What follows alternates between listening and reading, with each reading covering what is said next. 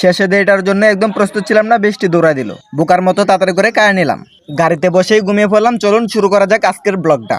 আসসালামু আলাইকুম, সবাই কেমন আছেন? আশা করি সবাই ভালোই আছেন। আমার প্রথম ব্লগে আপনাকে শুভকামনা। আজকের ব্লগটা কি নিয়ে হতে যাচ্ছে আপনারা তো থাম্বনেল দেখে বুঝতে পারছেন। তো চলুন শুরু করা যাক। প্রথমে গাড়িতে উঠে চলে আসলাম সেই জায়গায় যে জায়গায় আমরা শপিং করব। গাড়ি থেকে নামতেই বৃষ্টি এসে পড়লো। প্রায় 30 মিনিট দাঁড়িয়ে থাকার পর বৃষ্টি থামলো। বৃষ্টি থামার পর আমরা চলে গেলাম একটি দোকানে গিয়ে মজা করে বলছিলাম যে আমরা কিছু নিব না, শুধুমাত্র একটা ভিডিও করে চলে যাব। দোকানদার ভাই বললো আচ্ছা ঠিক আছে, কোনো সমস্যা নেই। তারপর বললাম আমাকে একটা টি শার্ট দেখান। দোকানদার ভাইয়া ভাবছে সত্যি আমরা নিব না, যার কারণে তারা নানা করতেছে। তারা একজনে আরেকজনের দিকে খালি তাকা দেখে।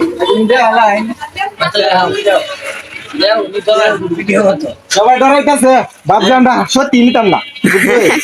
আমরা সত্যি নিব বুঝিয়ে বলার পর তারা আমাদেরকে টি শার্ট দেখাচ্ছে। পরে বললাম একটা প্যান্টও লাগবে, একটা প্যান্টও দেখান। প্যান্টের কাপড়গুলো দেখাচ্ছিল বড় ভাইয়ে। প্যান্টের কাপড়গুলো আমার কাছে অনেক ভালোই লাগছে। আমার কোমরের সাইজ কত আমার মনে নাই, যার কারণে গলায় দিয়ে মাপতেছি। গলা দিয়ে মাপলে কিন্তু সঠিক হয়।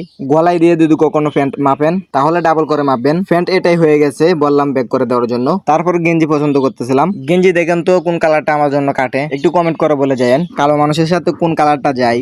এরপরে আমি পছন্দ করে নিয়ে নিলাম একটা কড়া কালার। এই যে দেখেন, আসলে এটাকে কি কালার বলে আমি নিজেও জানি না, মনে হয় আকাশি কালারের মধ্যে পড়বে। গরিবের ঈদ শপিং, এখানে মাত্র 500 টাকার প্যান্ট আর টি শার্ট নিলাম। তারপর দুটাকে ব্যাগ করে দিল বড় ভাইয়ে। তারপর ভাইদের কাছ থেকে বিদায় নিলাম, আসবো ইনশাল্লাহ।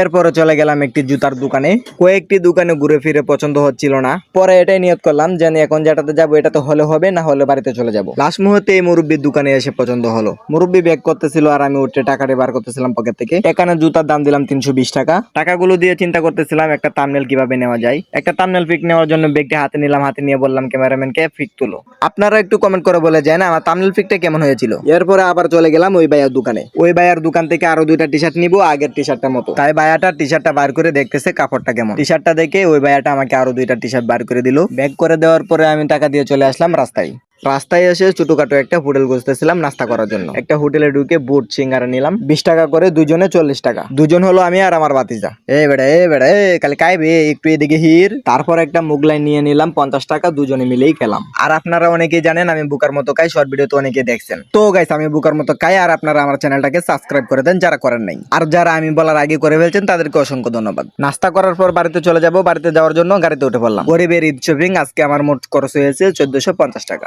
আপনারা অনেকেই জানেন কোন জায়গা থেকে বাড়িতে ফেরার সময় গাড়িতে বসে আমার ঘুমে ধরে, তো আমি গাড়িতে বসে ঘুমাই। আর আপনারা সুন্দর হাতটি দিয়ে একটা লাইক করে দেন আমার এই ভিডিওটাতে। গাইস বাড়ির সামনে এসে গাড়ি থেকে নামতে আবার বৃষ্টি শুরু হয়ে গেল। আমি দৌড়ায় বাড়িতে যাই, আর আপনারা একটা কমেন্ট করে বলে দিয়েন ভিডিওটা কেমন হয়েছে।